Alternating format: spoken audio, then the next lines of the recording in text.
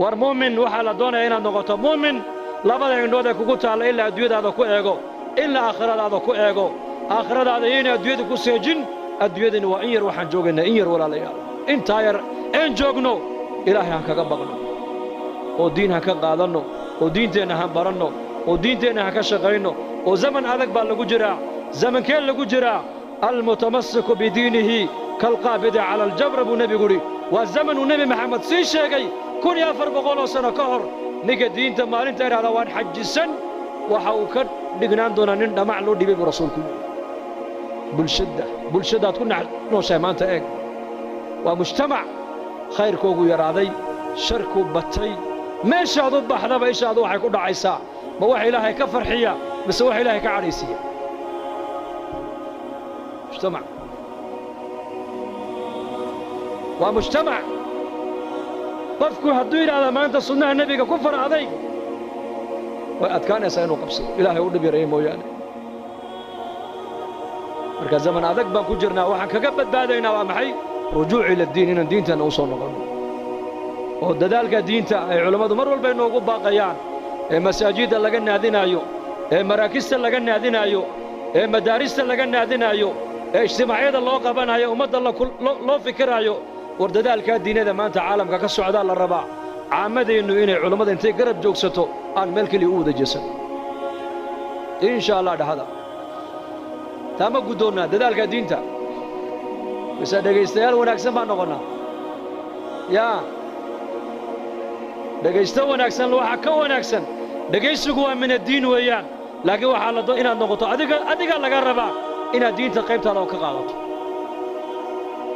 waad ka qaadan kartaa saxaabada rasuulku nin walba salaaxiyaddii ilaahay uu geliyey ummaddu ku anfacay kii cilmi lahaa cilmigu ummadda wax ku taray kii dhaqaalo lahaa dhaqaaluhu ummadda wax ku taray kii raganimo lahaa raganimadu ummadda wax ku taray kii wajaahad lahaa wajaahaddiisuu ummadda wax ku taray cusmaan binu cafaan cumar buu nebigu u diray maka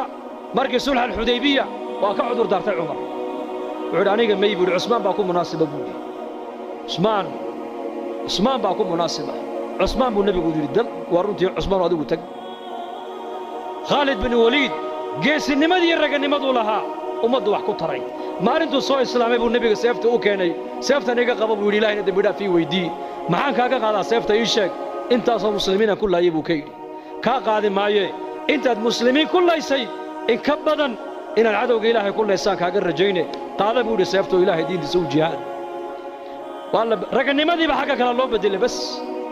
kii caalimka ahaa cilmigu ummadda ku anfacay kii dhaqaalo lahaa dhaqaalihiisu ummadda ku anfacay zamankii nebigeenna calayhi salaatu wasalaam waxa uu nebigu diyaariyey ummad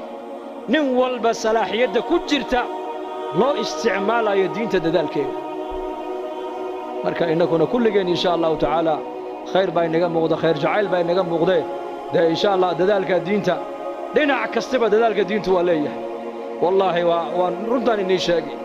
macallinka qur-aanka dhigaya dadaalka diinta qaybtiisii buu ka hayaa sheekhaa masaajidka darsiga ummadda marinaya dadaalkii diinta qaybtiisii buu ka hayaa jamaacadada ilaahay dartii u socda qaybtoodii bay diinta ka hayaan muxsinka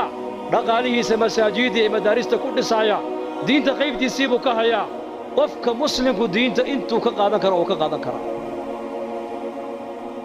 wactasimuu bixabli illaahi jamac baa la sheegay jamac hal nin kastoo muslima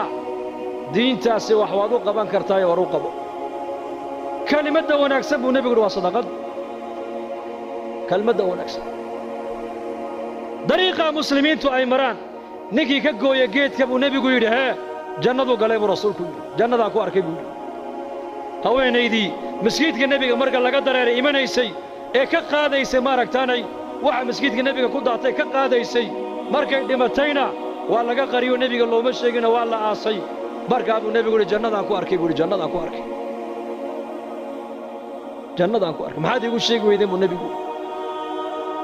khayrku yaryaraysi ma leh marka waan inagu dheereeyey in sha allahu tacaala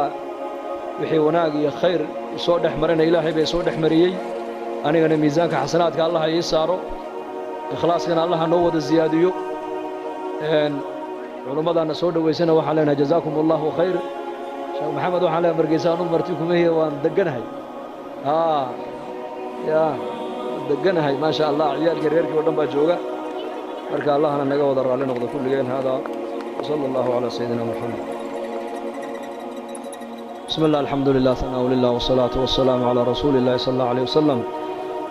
اللهم اقسم لنا من خشيتك ما تحول به بيننا وبين معاصيك ومن طاعتك ما تبلغنا به جنتك